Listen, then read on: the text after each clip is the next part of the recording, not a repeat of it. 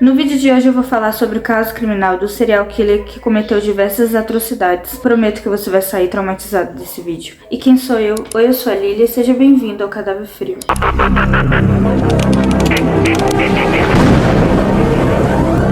Nasceu em 23 de novembro de 1945 na Escócia, filho de Olav e Beth. O pai de Dennis era um soldado norueguês que veio para a Escócia após a invasão alemã da Noruega em 1940. Ele conheceu Elizabeth fora de um café e se casou com ela em 1942. Quando Dennis tinha 4 anos de idade, os seus pais se divorciaram grande parte por conta do problema do pai dele de alcoolismo. Então Dennis, com seus 2 irmãos, foram morar na casa dos avós. Ele tinha uma relação muito boa com o avô dele. O avô dele era pai da mãe dele.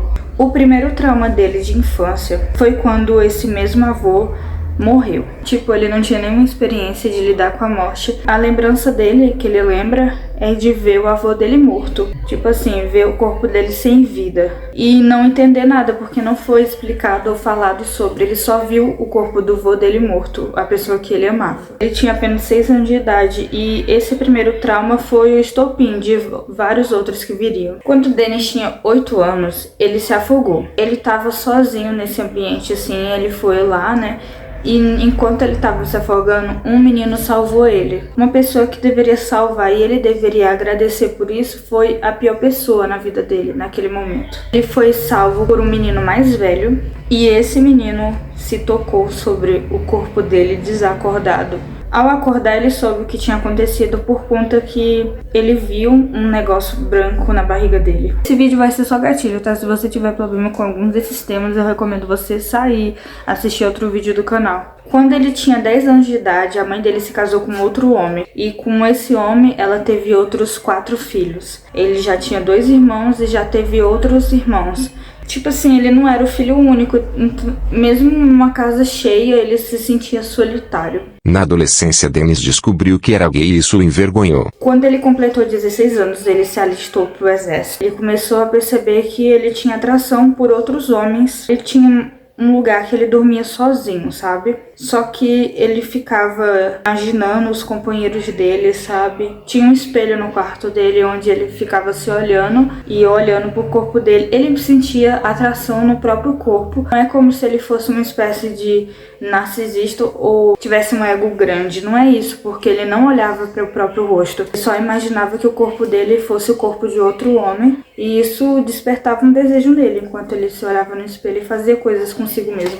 E nesse exército, ele começou a perceber que ele tinha uma certa habilidade na cozinha e ele se tornou o cozinheiro do exército. Ele costumava beber muito, ele começou a ter um problema com álcool e ele começou a beber muito e se isolar das outras pessoas. Ele sempre teve esse comportamento de ser meio depressivo, meio antissocial. E sabe a parte que eu falei? Ele se tocava enquanto olhava no espelho a imagem dele, do corpo dele masculino, e foi a partir daí que começou a se tornar um pouco mais problemático do que aparentava ser, porque ele começou a usar maquiagem, a simular como se ele tivesse ferido, morto. Ele começou a imaginar como se aquele corpo que ele estivesse vendo estivesse morto, e isso dava um desejo nele. Ele começou a descobrir uns fetiches mais obscuros. Com 27 anos de idade, ele fez curso para ser policial. Durante essa época que ele estava fazendo um curso lá, ele descobriu a sua paixão, necrópsia, essas coisas ligadas com a morte,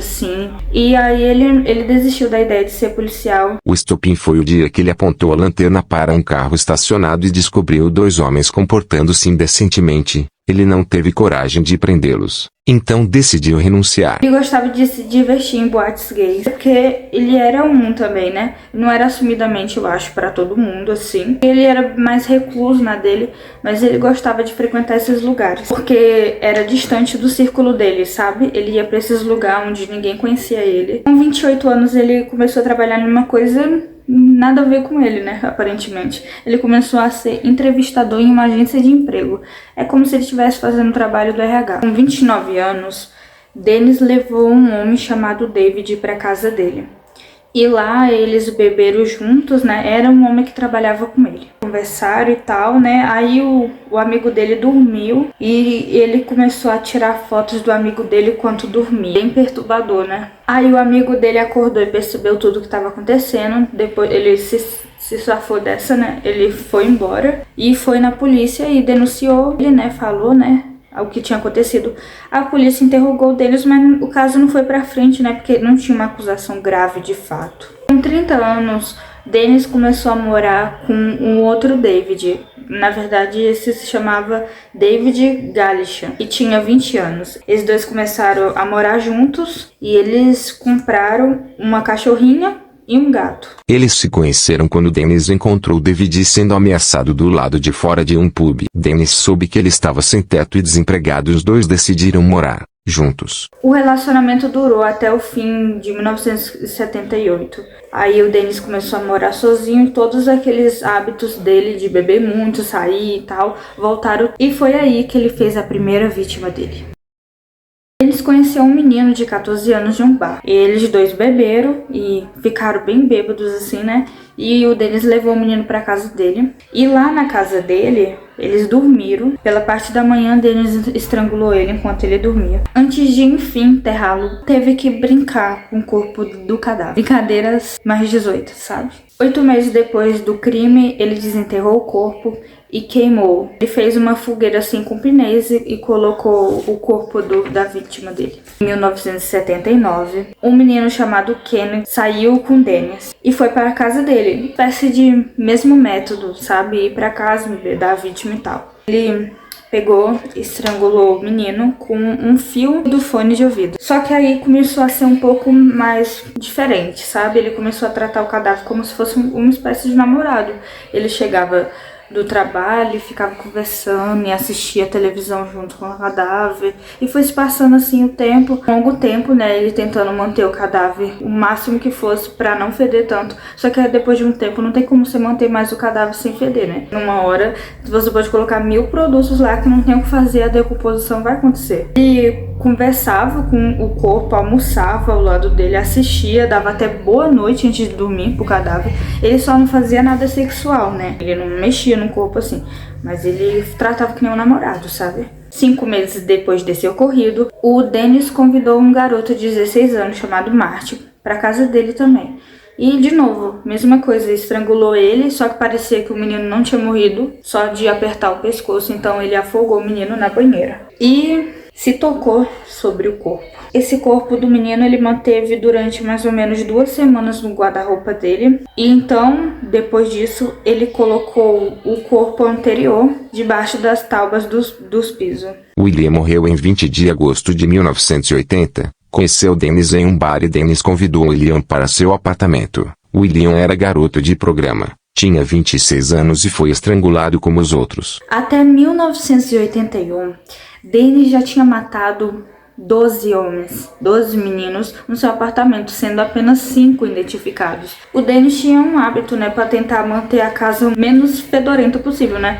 Ele passava em inseticida 2 vezes por dia para se livrar das moscas, né? Porque onde tem decomposição tem as moscas, tem os bichos, tem lava, tem tudo de ruim. E ele jogava desodorante pela casa, né, para aguentar ficar lá. O cheiro ficou tão ruim que o Dennis precisou limpar o seu próprio cemitério pessoal, né? Ele montou uma fogueira com pneus e queimou os corpos que tinham lá. Malcolm morreu em 18 de setembro de 1981 e conheceu Dennis porque ela ajudou o garoto órfão de 23 anos durante um ataque epiléptico e para agradecer Malcolm foi com Dennis até sua casa. Ele foi a última pessoa morta por Dennis. No seu antigo endereço, o corpo do menino foi guardado em um armário da cozinha, pois não havia mais espaço sob as tábuas do piso, antes que o psicopata dissecasse o corpo. Depois disso, o Dennis se mudou de endereço. Ele foi para uma casa nova, né?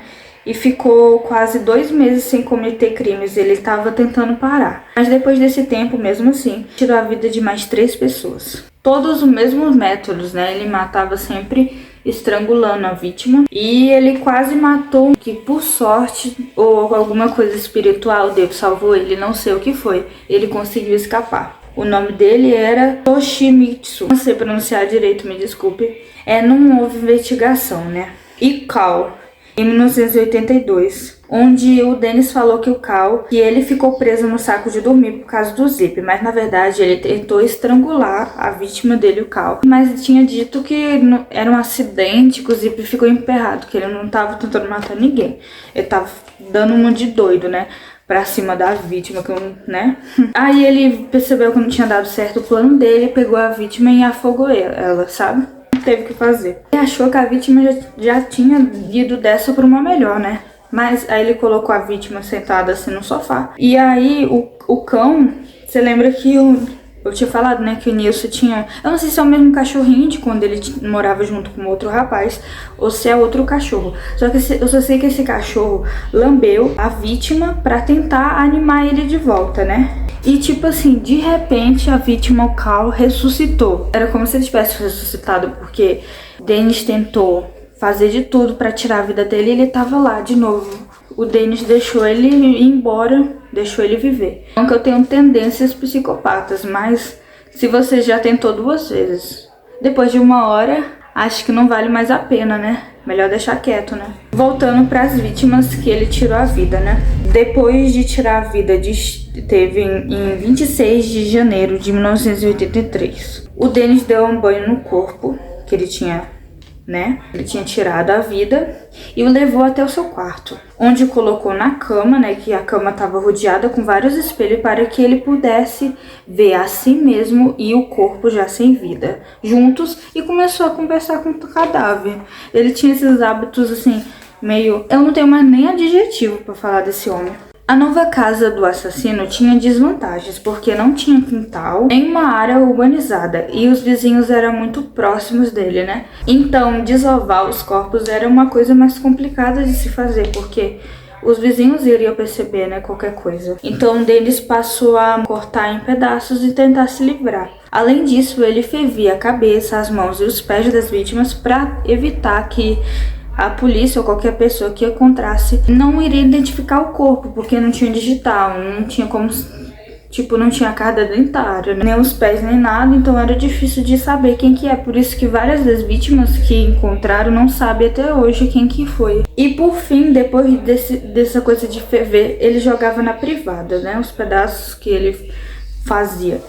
E com isso de jogar a privada, o sistema de esgoto entupiu. Ele começou a dar problemas, né? E foi isso aí o estopim de tudo. No dia 4 de fevereiro, ele encontrou com a sua vizinha, né? Ele tava dando uma volta com o cachorro, né? Fiona começou com uns papos assim, né? Minha privada tá dando uns problemas de entupimento, né? Eu chamei um encanador, mas ele não conseguiu resolver meu problema. Aí o encanador falou que poderia ser a rede, né? E que seria bom olhar em outras casas pra ver se o problema tava igual. Aí no dia seguinte, o Mike, o encanador, ele tentou resolver o problema, mas ele não conseguiu desentupir os vasos, né? Por causa disso que eu tô te falando, né? Que não era uma casa, era sistema todo de esgoto entupido. E aí foi aí que ele entrou em contato com uma empresa mais especializada nesse assunto, né? E aí na hora, o dele sacou o porquê que tava entupindo, né? Que era por culpa dele mesmo que tava entupindo a rede. Aí os encanadores começaram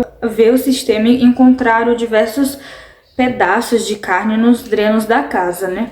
Resolveram voltar outro dia, né? E aí o Dennis tentou limpar os encanamentos, né? Pro povo não descobrir o que ele tava fazendo por anos. Mesmo que, tipo assim, a equipe do pessoal tinha falado, vamos mais a fundo, né? Vamos descobrir o real problema e tal. E não deu outra. Eles encontraram o que Dennis temia. Encontraram pedaços irreconhecíveis de corpos e acionaram imediatamente a polícia. E aí a polícia interrogou o Dennis. Encontraram mais pedaços embalados na sacos plásticos, né, que era o corpo de Steve. A casa era um fedor só, né, como eu já tinha explicado minutos atrás. Era só um fedor entrar naquela casa lá. 9 de janeiro de 1983, Dennis foi preso.